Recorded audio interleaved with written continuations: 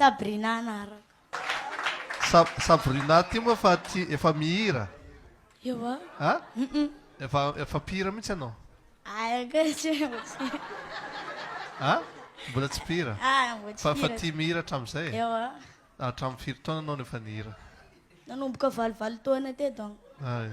Satria nanomboka valivalo taona teo za fa nahay ny teny. Tete zany fa nahay ny mihira. 20 taona anao vao nahay ny teny?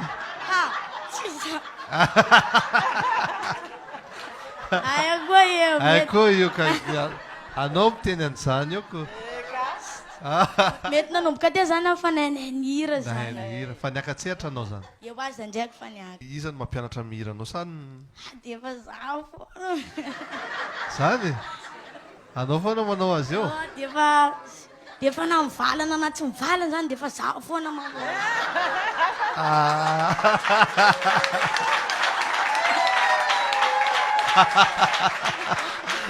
Dia an-trano ao zany ianao manao azy an-trano. Eka, eo foana zaho mivalana na tsy mivalana misy miteny valana fena ifa kara io e.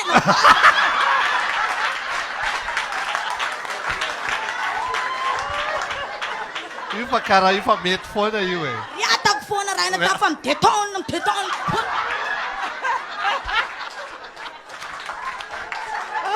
Karakory an'izay. Karakory amin'izay. Tsy alefatsika amin'izay raha ty sa. Alefatsika raha tika. Adraso fo alefatsika raha ty e. Pare tsara. Ay, zay ma.